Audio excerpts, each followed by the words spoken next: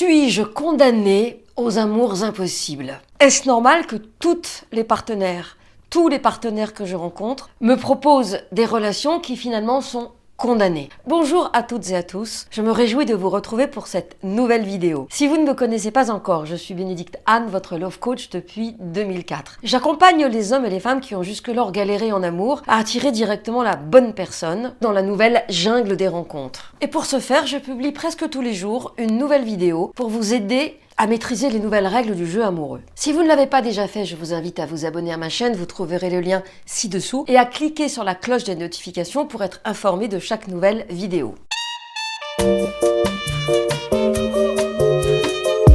Suis-je condamnée aux amours impossibles? Est-ce normal que tous les partenaires que je rencontre me proposent des relations qui finalement sont condamnés? Pour vous parler des amours condamnés, des amours impossibles, des amours galères, des amours avec lesquels ça va être compliqué, j'ai choisi la pièce Bérénice parce que Carole Bouquet l'a reprise il y a quelques semaines à la Scala. J'ai d'ailleurs trouvé la pièce discutable, le texte était mal su, il y avait des micros et je trouve toujours au théâtre que les micros sont dérangeants. Le temps n'est plus, Phénice, où je pouvais trembler. Titus m'aime, il peut tout.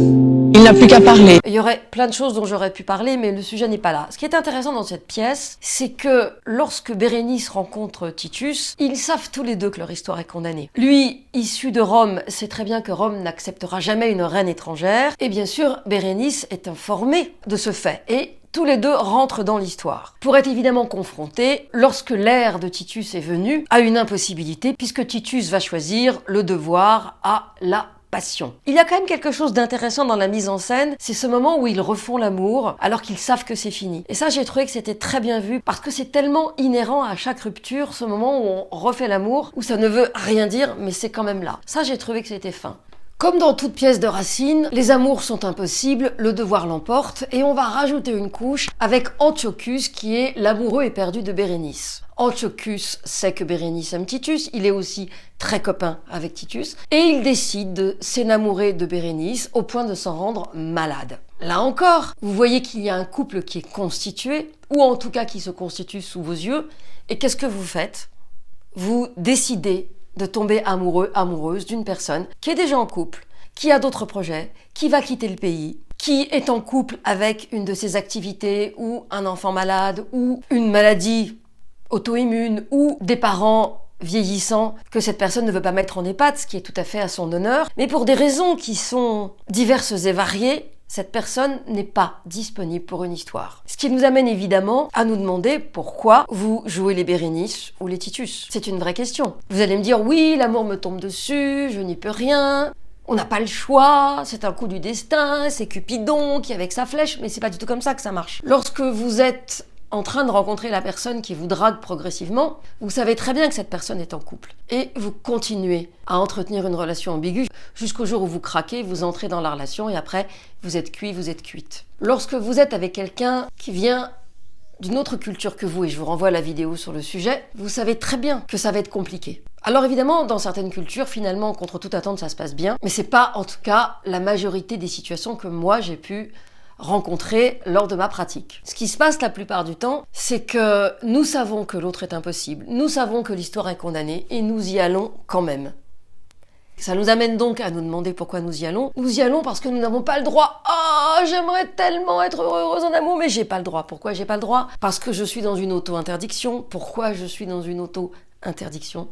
Parce que je suis en lien avec un mémorial. Ce que l'on appelle généralement une répétition névrotique, ou une répétition tout court, parce que sur plusieurs générations, les hommes ou les femmes ont vécu la même chose.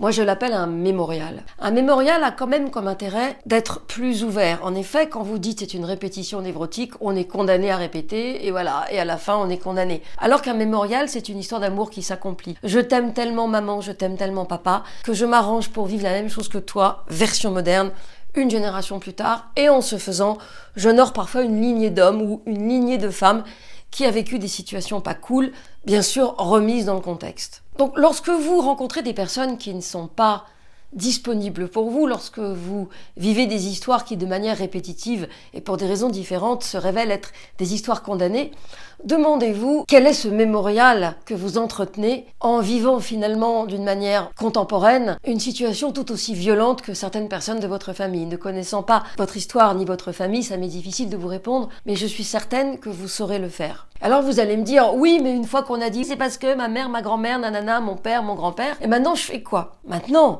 ce qui serait intéressant, c'est une proposition. C'est d'aller rencontrer celui que vous étiez quand vous avez vécu ces choses-là, et peut-être même celui ou celle qui était votre mère, qui était votre père, qui était votre grand-père, ou votre grand-mère, car ça peut venir de tous les coins, dans tous les sens. On ne sait pas quelle est la nature du mémorial, mais lorsque vous avez entendu tout le monde, et lorsque tout le monde a été entendu et reconnu, alors tous ceux que vous avez été qui se sont auto-sabotés dans des relations condamnées, toutes celles que vous avez été qui se sont perdues avec de mauvais garçons ou des hommes sur le front desquels était inscrit « Je vais t'abuser, cocotte. Sais-tu que je suis un bon abuseur ?» Alors donc, celles et ceux qui ont vécu cela pour ne pas oublier ce qui a été vécu par celui ou celle qu'ils étaient autrefois, et par bien sûr celui ou celle qui étaient les parents, les grands-parents, et parfois ça va beaucoup plus loin sur X générations, alors il y aura moins besoin de rencontrer des personnes avec lesquelles vous n'irez nulle part, pour ne pas oublier non seulement celui ou celle que vous étiez autrefois, mais celui ou celle qui étaient vos aïeux autrefois.